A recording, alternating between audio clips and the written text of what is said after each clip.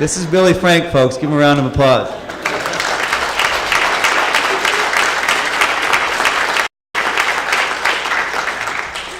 Well, I don't know what to say now. You know, Donnie's been our friend a long time, our young man, him and Sam. We've got a lot of young boys in here, James over here now, you know, and young women that are coming up. And I want to start with, we've had a lot of demonstrations throughout our country, and we're still having them right now in 2010. And we'll talk a little bit about that. But the first demonstration we had was in 1953 when President Eisenhower signed a bill against our termination, against terminating all of us, every one of our tribes.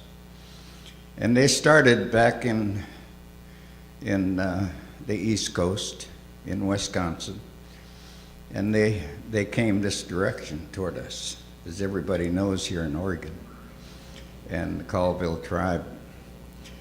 And you know, we had leaders then. We had leaders all our lives. In our history, we had leaders. We had women, and we had men. And they were all strong, powerful Indian people that took us another step down the road and protected us, protected our families, protected all of us, you know. And I was a young man. My hair was black then, and I was in the Marine Corps at that time, and I got out and I started fighting against the termination, you know. But all my life seemed like it's been fighting the United States government, the state of Washington, and the Slade Gortons, and you know, the people that are against us, that want to abrogate our treaty. They want to abrogate us Indian people.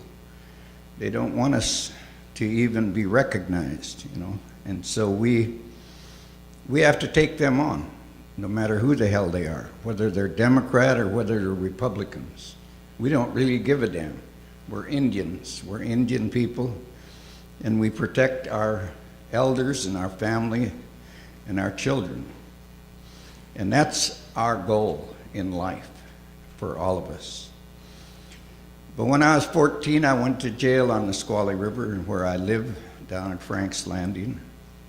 And we demonstrated all throughout our country. We had fish-ins and we did everything. All of you guys were there. You know, we demonstrated on this river here, in the Columbia River, you know, with David So Happy up the river.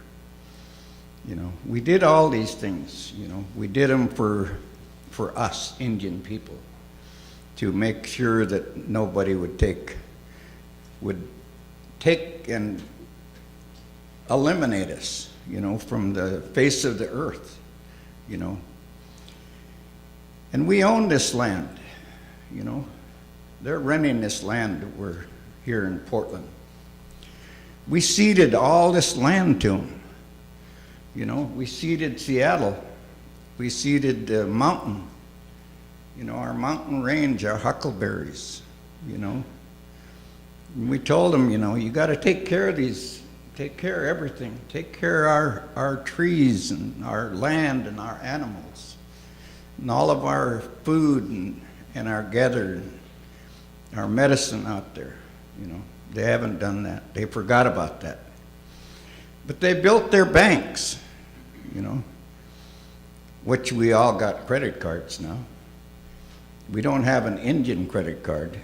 We have the white man's credit card. We need a credit card at the Bank of Indians.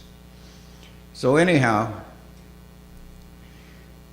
we ceded all this land to them. They built Seattle, they built Olympia, they built everything, and when the state became a state, they wrote laws against all of us, every one of us. State of Oregon, California, you know, wherever you went, they wrote laws, legislated laws against us, you know.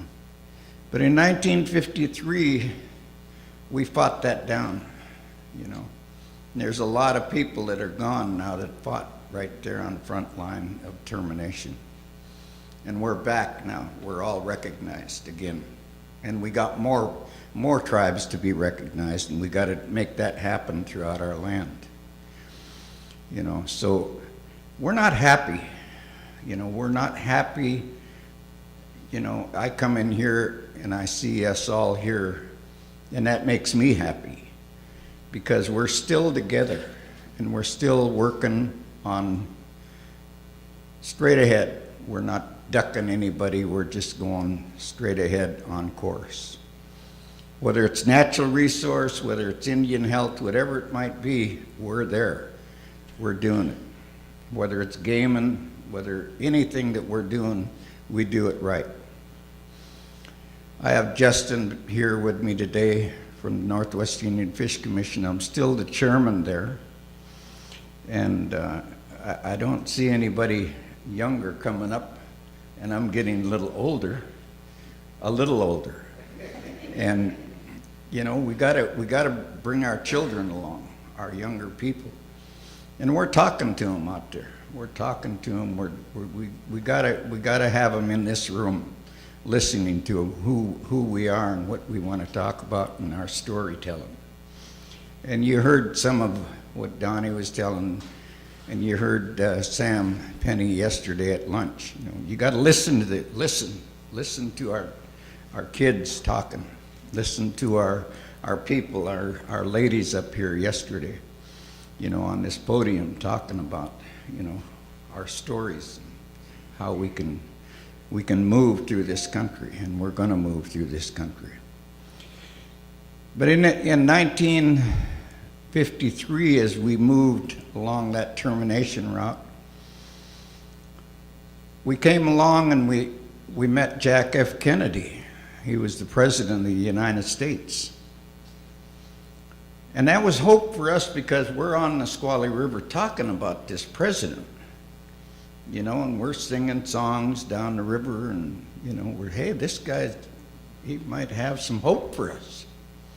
You know, and they killed him. They assassinated him. You know, and that was hope went out the door. Bobby Kennedy we met right here in Portland, Oregon. All of us came to Portland, Oregon, said, hey, we're going to support you, Bobby. You know, and he went on to California and he got killed again. Another hope went out the door. And these Kennedys were always part of the Indian movement in our country. We all know the Kennedy family. We took over the Bureau of Indian Affairs in Washington, D.C. We kicked the door down. Why? Because we're not happy. Us Indians, we're not happy. We're poor. They forgot about us. You know, so we kicked that. They don't pay attention to our treaties. They don't tell the truth. These white people. And they sure as hell lie about who the hell we are. So we kicked the door down. You know, and I see these women jumping out of the second, third floor going by me. Jesus Christ, what's the matter with these women? You know, they're scared of us. They don't know who the hell we are.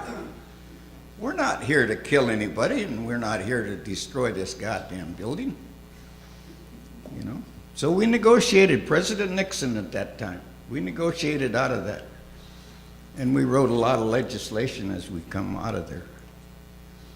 You know, Patricia Zell was there, Michael Cox, you know, our people was always there, the young people, you know. And they can remember these times, you know. So we come out of there and we moved to Alcatraz, and we took over this little island down there in California, you know. And we negotiated out of there. You know, we were eating fish, sending fish every day to that Alcatraz, you know, our salmon. And so this is just running through a lot of things that we did. We went to Wounded Knee. Our people still in jail, and our people died in that Wounded Knee again. Our people died there. And we fought against the United States Army again, like they did a long time ago in that same place. It isn't over. None of this is over. Our fight goes on and on and on. And you got to understand that.